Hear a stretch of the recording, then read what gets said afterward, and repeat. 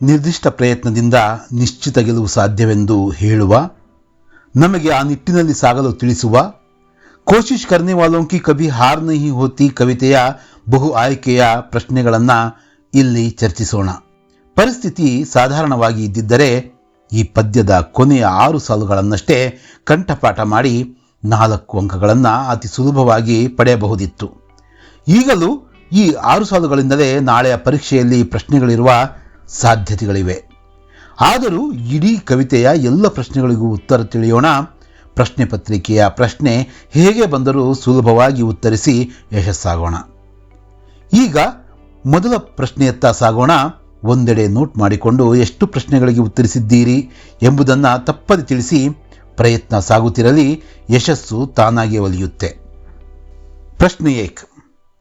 ಕೋಶಿಶ್ ಕರ್ನೆ ವಾಲೋಂ ಕಿ ಕಭಿ ಹಾರ್ ನಹೀ ಹೋತಿ ಕವಿತಾ के कवि ए हरिवंशराय बच्चन, बी श्री सोहनलाल द्विवेदी, सी मैथिली चरण गुप्त, डी श्री जयशंकर प्रसाद.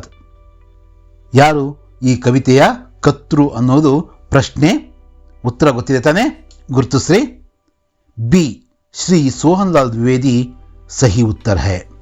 ಸರಿಯಾದ ಉತ್ತರ ಬಿ ಶ್ರೀ ಸೋಹನ್ಲಾಲ್ ದ್ವಿವೇದಿ ಅವರು ಕೋಶಿಶ್ ಕರ್ನೆ ವಾಲೋಂ ಕಿ ಕಭಿ ಹಾರ್ ನಹೀ ಹೋತಿ ಕವಿತೆಯ ಕವಿ. ಕಿಸ್ಸೆ ಡರ್ಕರ್ ನೌಕಾ ಪಾರ್ ನಹೀ ಹೋತಿ, ಯಾವುದರಿಂದ ಹೆದರಿದ್ರೆ ನಮ್ಮ ನೌಕೆ ಅಥವಾ ಹಡಗು ಸಮುದ್ರವನ್ನು ಪಾರು ಮಾಡೋದಕ್ಕಾಗಲ್ಲ.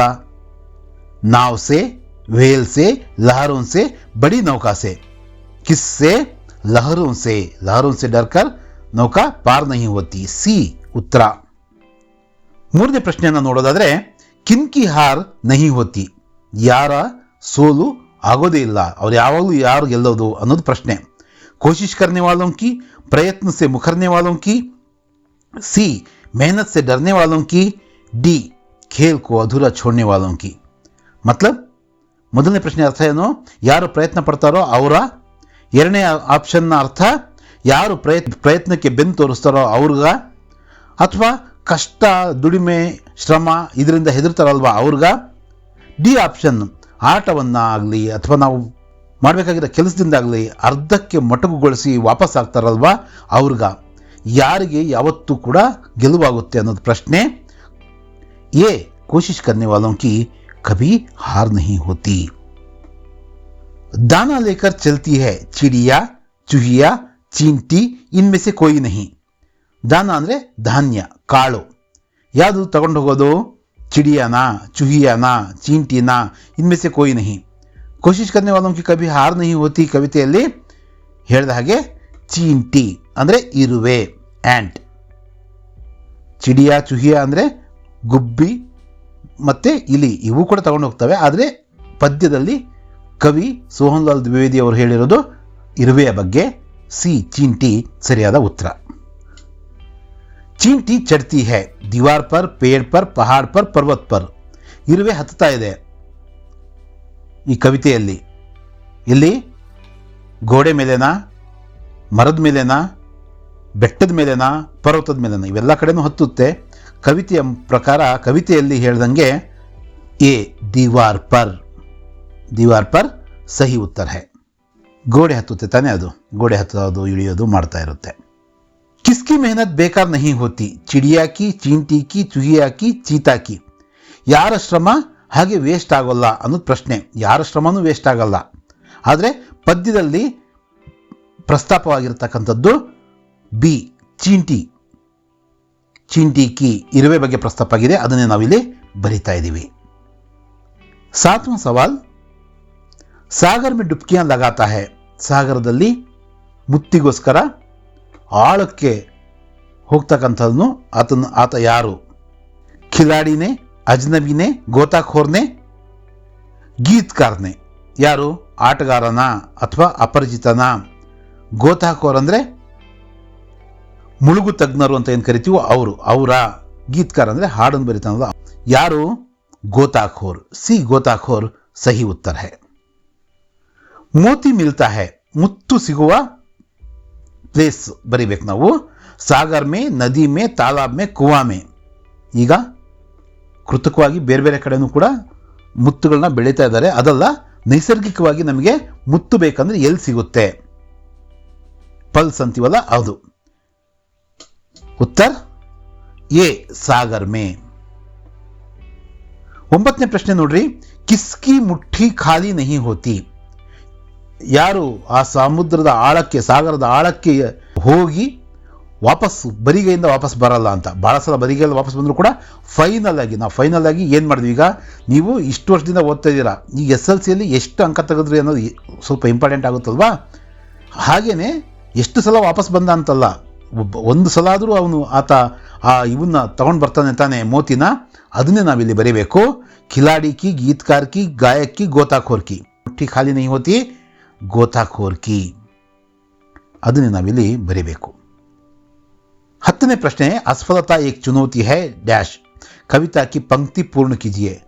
ಈಗ ಇನ್ನು ಮುಂದೆ ಬರ್ತಕ್ಕಂಥ ಪ್ರಶ್ನೆಗಳು ತುಂಬ ಮುಖ್ಯ. ಇದನ್ನೇ ನಿಮಗೆ ಬಹ್ಯಾಟ್ ಇದ್ದಿದ್ದರಿಂದ, ನೀವೆಲ್ಲರೂ ಕೂಡ ಇದನ್ನು ಬಹ್ಯಾಟ್ ಮಾಡಿರೋದ್ರಿಂದ ಇಲ್ಲಿಂದನೇ ಪ್ರಶ್ನೆಗಳನ್ನ ಕೇಳಬಹುದು ಅನ್ನೋದು ಒಂದು ಅಂದಾಜು. ಜೊತೆಗೆ ಮಾದರಿ ಪ್ರಶ್ನೆ ಪತ್ರಿಕೆಯಲ್ಲೂ ಕೂಡ ಇಲ್ಲಿಂದನೇ ಪ್ರಶ್ನೆಯನ್ನು ಕೇಳಲಾಗಿದೆ. ಹಾಗಾಗಿ ಇನ್ನು ಮುಂದೆ ಬರ್ತಕ್ಕಂಥ ಪ್ರಶ್ನೆಗಳನ್ನು ನೀವು ಗಮನ ಕೊಟ್ಟು ನೋಡಬೇಕು. असफलता एक चुनौती है, इसे स्वीकार करो. सी उत्तर. 11ನೇ ಪ್ರಶ್ನೆ, क्या कमी रह गई, मत भागो तुम, नींद चैन को त्यागो तुम, इसे स्वीकार करो, देखो और सुधार करो. देखो और सुधार करो ಅಂದರೆ ಏನು ಕೊರತೆ, ನಾವು ಏನೋ ಅಂದ್ಕೊಂಡಿರ್ತೀವಿ ಸಾಧಿಸ್ಬೇಕಂತ, ಸ್ವಲ್ಪದ್ರಿಂದ ನಾವು ಅದನ್ನು ತಪ್ಪಿಸ್ಕೊಳ್ತೀವಿ. ನಾವೇನು ಮಾಡಬೇಕು? ನಮ್ಮನ್ನು ನಾವು ವಿಮರ್ಶೆ ಮಾಡ್ಕೋಬೇಕು. ಎಲ್ಲಿ ತಪ್ಪಾಗಿದೆಯೋ ಅದನ್ನು ಕಂಡುಕೊಂಡು ಸರಿ ಮಾಡ್ಕೋಬೇಕು. ಅದನ್ನೇ ಇಲ್ಲಿ ಹೇಳಿರೋದು ಕವಿ. ಜಬ್ ತಕ್ ನ ಸಫಲ್ ಹೋ, ಮತ್ ಭಾಗೋ ತುಮ್, ನೀನ್ ಚೈನ್ ಕೋ ತ್ಯಾಗೋ ತುಮ್, ಇಸೆ ಸ್ವೀಕಾರ ಕರೋ, ದೇಖೋ ಔರ್ ಸುಧಾರ್ ಕರೋ. ಜಬ್ ತಕ್ ನ ಸಫಲ್ ಹೋ, ಬಿ, ನೀಂದ್ ಚೈನ್ ಕೋ ತ್ಯಾಗೋ ತುಮ್. ಅಂದರೆ ಎಲ್ಲಿವರೆಗೂ ನಾವು ಸಕ್ಸಸ್ ಆಗಲ್ವೋ, ಯಶಸ್ಸಾಗಲ್ವೋ, ಜಯ ನಮಗೆ ಸಿಗಲ್ವೋ, ಅಲ್ಲಿವರೆಗೂ ನಾವು ಸ್ವಲ್ಪ ನಿದ್ದೆಯನ್ನು, ಅದನ್ನು ನಾವೇನು ಮಾಡಬೇಕು? ತ್ಯಾಗ ಮಾಡಬೇಕು. ನಾವು 10 ಗಂಟೆ 8 ಗಂಟೆ ಮಲಗ್ತಿದ್ವಿ ಅಂದರೆ 6 ಗಂಟೆ ಮಲಗಿ ಕೆಲಸದ ಮೇಲೆ ಓದಿನ ಬಗ್ಗೆ ಶ್ರದ್ಧೆ ವಹಿಸಬೇಕು. 13ನೇ ಪ್ರಶ್ನೆ ನೋಡ್ರಿ, ಸಂಘರ್ಷ ಕಾ ಮೈದಾನ್ ಛೋಡ್ಕರ್ ಮತ್ ಭಾಗೋ ತುಮ್, ನೀನ್ ಚೈನ್ ಕೋ ತ್ಯಾಗೋ ತುಮ್, ಇಸೆ ಸ್ವೀಕಾರ ಕರೋ, ದೇಖೋ ಔರ್ ಸುಧಾರ್ ಕರೋ. ಉತ್ತರ ಹೈ ಮತ್ ಭಾಗೋ ತುಮ್. ಯಾವುದೇ ಒಂದು ಈ ಜೀವನನೇ ಒಂದು ಸಂಘರ್ಷ ಇದ್ದಂಗೆ ತಾನೆ, ಇದನ್ನು ಬಿಟ್ಟು ನಾವೆಂದಿಗೂ ಕೂಡ ಬೆನ್ನು ತೋರಿಸಿ ಓಡಬಾರ್ದು. ಯಾಕೆ? ಆಟ ಆಡೋದಕ್ಕೋಸ್ಕರ ನಾವು ಮೈದಾನಕ್ಕೆ ಇಳಿದಿರ್ತೀವಿ. ಅದನ್ನು ಮುಗಿಸಿಯೇ, ಯಶಸ್ಸು ಆಗಿಯೇ ನಾವು ಈ ಮೈದಾನವನ್ನು ಬಿಡಬೇಕು. ಸಂಘರ್ಷದ ಮೈದಾನವನ್ನು ಬಿಟ್ಟು ಹಾಗೆ ಓಡಬೇಡಿ, ಬೆನ್ನು ತೋರಿಸ್ಬೇಡಿ ಅಂತ ಕವಿಗಳು ಶ್ರೀ ಸೋಹನ್ ಲಾಲ್ ದ್ವಿವೇದಿ ಅವರು ಹೇಳ್ತಾ ಇದ್ದಾರೆ. ಅದನ್ನು ನಾವು ಇಡೀ ಜೀವನಕ್ಕೆ ನೆನಪಿಟ್ಕೋಬೇಕು. ಈ ಎಕ್ಸಾಮ್ಗೋಸ್ಕರ ಅಲ್ಲ, ಇಡೀ ಜೀವನದಲ್ಲೂ ಕೂಡ ನಾವು ಏನು ಮಾಡಬೇಕು? ಯಾವ ಕಾರಣಕ್ಕೂ ಕೂಡ ಅಂದ್ಕೊಂಡಿರ್ತಕ್ಕಂಥ ಕೆಲಸವನ್ನು, ಅದು ಒಳ್ಳೆ ಕೆಲಸ ಆಗಿದ್ದರೆ ಅದು ಪೂರ್ಣಗೊಳಿಸಲೇಬೇಕು. कुछ किए बिना ही, ये मत भागो तुम, जय जयकार नहीं होती, इसे स्वीकार करो, देखो और सुधार करो. ಯಾವ್ದು ಆನ್ಸರು ಗೊತ್ತಿದೆ ಅಲ್ವಾ ನಿಮಗೆ? ಜೈ ಜೈಕಾರ ನಹಿ ಹೋತಿ. ನಾವೇನು ಮಾಡಲ್ಲ, ನಾವು ಸುಮ್ಮನೆ ಇರ್ತೀವಿ, ಆದರೂ ನಮ್ಮ ಬಗ್ಗೆ ಮಾತಾಡಬೇಕು, ನಮ್ಮ ಜಯಕಾರ ಮೊಳಗಬೇಕು ಅಂತ ಭಾವಿಸ್ತಕ್ಕಂಥದ್ದು ಮೂರ್ಖತನ ಅಲ್ಲದೆ ಇನ್ನೇನೂ ಇಲ್ಲ. ನಾವು ಓದೋದೇ ಇಲ್ಲ, ನಾವು ಯಾವುದು ಅದ್ರ ಬಗ್ಗೆ ವ್ಯಾಸಂಗನೇ ಮಾಡಲ್ಲ, ಆದರೂ ನಮಗೆ ಫುಲ್ ಮಾರ್ಕ್ಸ್ ಬರಬೇಕು, ನಾವು ರ್ಯಾಂಕ್ ಬಂದುಬಿಡಬೇಕು ಅಂತ ನಾವು ಭಾವಿಸಿದರೆ ಅದು ಮೂರ್ಖತನ ಅಷ್ಟೇ, ಫೂಲಿಶ್ನೆಸ್ ಅದು. ಹಾಗಾಗಿ ನಾವು ಕೆಲಸ ಮಾಡಬೇಕು, ಶ್ರಮ ವಹಿಸಬೇಕು, ಅಷ್ಟಾಗಿ ನಮಗೆ ಸಕ್ಸಸ್ ಅಂತಕ್ಕಂಥದ್ದು ಸಿಕ್ಕೇ ಸಿಗುತ್ತೆ.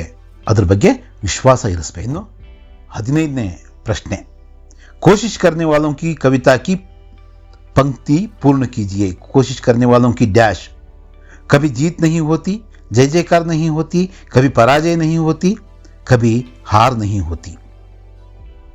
ಸೊ ಕವಿ ಪರಾಜಯ ನಹಿ ಹೋತಿ ಅಂತಕ್ಕಂಥದ್ದು ಕೂಡ ಕರೆಕ್ಟ್ ಆದ್ದೆ. ಆದರೆ ಪದ್ಯದಲ್ಲಿ ಪ್ರಯುಕ್ತವಾಗಿರ್ತಕ್ಕಂತಹ ವಾಕ್ಯ ಕಭಿ ಹಾರ್ ನಹಿ ಹೋತಿ, ಯಾವತ್ತಿಗೂ ಕೂಡ ನಾವು ಸೋಲಲ್ಲ. ಸಿ ಕೂಡ ಅದೇ ಅರ್ಥ ಕೊಡುತ್ತೆ, ಬಟ್ ಇಲ್ಲಿ ವಾಕ್ಯದಲ್ಲಿ ಪ್ರಯೋಗವಾಗಿರ್ತಕ್ಕಂಥದ್ದನ್ನೇ ನಾವು ಬರೆಯೋಣ. ಕಭಿ ಹಾರ್ ನಹಿ ಹೋತಿ, ಯಹ ಸಹಿ ಉತ್ತರ ಹೋಗಾ ಡಿ. 16ನೇ ನೋಡ್ರಿ, ಮೆಹನತ್ ಪರಿಶ್ರಮ್ ಕೋಶಿಶ್, ಅದರ ಅರ್ಥವನ್ನು ಬರೀಬೇಕು. ಮೆಹನತ್ನ ಅರ್ಥ ಪರಿಶ್ರಮ ಅಂತ, ಕೋಶಿಶ್ನ ಅರ್ಥ ಏನು? ಎ ಪ್ರಯತ್ನ, बी प्रायः, सी प्रकट, डी प्रांजल। क्या है उसका अर्थ? प्रयत्न। मेहनत ಅಂದರೆ ಪರಿಶ್ರಮ, ಕೋಶಿಶ್ ಅಂದರೆ ಪ್ರಯತ್ನ. ಎ ಪ್ರಯತ್ನ ಸರಿಯಾದ ಉತ್ತರ. ಚಢನ ಉತರ್ನ, ಹಾರ್ನ. ಚಢನ ಉತರ್ನ ಅಂದರೆ ಚಢನ ಅಂದರೆ ಹತ್ತುವುದು, ಉತರ್ನ ಅಂದರೆ ಇಳಿಯುವುದು, ಹಾರ್ನ ಅಂದರೆ ಸೋಲುವುದು. ಅದು ಯಾವತ್ತೂ ಆಗಬಾರ್ದು, ಎಲ್ಲರೂ ಗೆಲ್ಲೇಬೇಕು. ಅದರ ಆಪೋಸಿಟ್ ವರ್ಡು ನಾವು ಬರಿಬೇಕು. ಜತಾನ, ಜೀತ್ನ, ಜೈಕಾರ್, ಜೈಘೋಷ್ ಅಂತ ಇದೆ. ಯಾವ್ದು ಸರಿಯಾದ ಉತ್ತರ? ಜೀತ್ನ, ಗೆಲ್ಲೋದು. ಸ್ವೀಕಾರ್, ಇನ್ಕಾರ್, ಚೈನ್. ಸ್ವೀಕಾರ ಅಂದರೆ ಅದರ ಆಪೋಸಿಟ್ ವರ್ಡು. ಇನ್ಕಾರ್ ಅಂದರೆ ಸ್ವೀಕರಿಸೋದು, ಅಸ್ವೀಕಾರ ಮಾಡ್ತಕ್ಕಂಥದ್ದು, ಸ್ವೀಕರಿಸದೇ ಇರ್ತಕ್ಕಂಥದ್ದು. ಆಪೋಸಿಟ್ ವರ್ಡ್ ಬರೀಬೇಕು. ಚೈನ್ ಅಂದರೆ ನೆಮ್ಮದಿ. ಬೇಚೈನ್, ಬೇಚೈನ್ ಅಂದರೆ ನೆಮ್ಮದಿ ಇಲ್ಲದೆ ಇರ್ತಕ್ಕಂಥದ್ದು, ಅತೃಪ್ತಿ ಅಂತ ಹೇಳ್ತೀವಲ್ಲ ಅದು. ಸೊ ಸಿ ಬೇಚೈನ್ ಸರಿಯಾದಂತಹ ಉತ್ತರ. 19ನೇ ಪ್ರಶ್ನೆಯನ್ನು ನೋಡೋಣ. ಸಿಂಧು, ಸಮುದ್ರ, ಹಾತ್, ಹಸ್ತ್, ಮಸ್ತಕ್, ಪೈರ್, ಆಂಕ್. ಸಿಂಧು ಅಂದರೆ ಅದರ ಅರ್ಥ ಸಮುದ್ರ ಅಂತ. ಹಾತ್ ಅಂದರೆ ಏನು? ಹಸ್ತ್ ರೈಟ್ ಆನ್ಸರ್ ತಾನೆ. ಕರ್ ಅಂತ ಇದ್ರೂ ಕೂಡ ನೀವು ಇಲ್ಲಿ ಇದನ್ನು ರೈಟ್ ಆನ್ಸರ್ ಅಂತಾನೆ ಹಾಕಬೇಕು. ಇವು ನಿಮ್ಮ ಕೋಶಿಶ್ ಕರ್ನೆ ವಾಲೋಂ ಕಿ ಕಭಿ ಹಾರ್ ನಹೀ ಹೋತಿ ಪದ್ಯದ ಬಹುಮುಖ್ಯ ಬಹು ಆಯ್ಕೆಯ ಪ್ರಶ್ನೆಗಳು. ಬಹುಮುಖ್ಯ ಅಂತ ಹೇಳೋದಂದರೆ 10ರಿಂದ 15ವರೆಗೂ ಆ 6 ಏನು ಪ್ರಶ್ನೆಗಳು ಇದ್ದಾವೋ, ಅಂದರೆ ನಿಮ್ಮ ಬಯಾರ್ಟಿಗಿರ್ತಕ್ಕಂಥ ಆ ಪದ್ಯ ಭಾಗ ಏನಿದೆಯೋ ಅದೇ ಇವತ್ತಿಗೂ ಕೂಡ ಇಂಪಾರ್ಟೆಂಟು. ನೀವು ಅದನ್ನು ಅಭ್ಯಾಸ ಮಾಡಿದ್ದೀರಾ, ಅದನ್ನೇ ನೀವು ನೋಡಿಕೊಂಡು ನಾಳೆ ಎಕ್ಸಾಮಲ್ಲಿ ಸಕ್ಸಸ್ ಆಗ್ಬೋದು. ಧನ್ಯವಾದಗಳು. ಜೈ ಹಿಂದ್.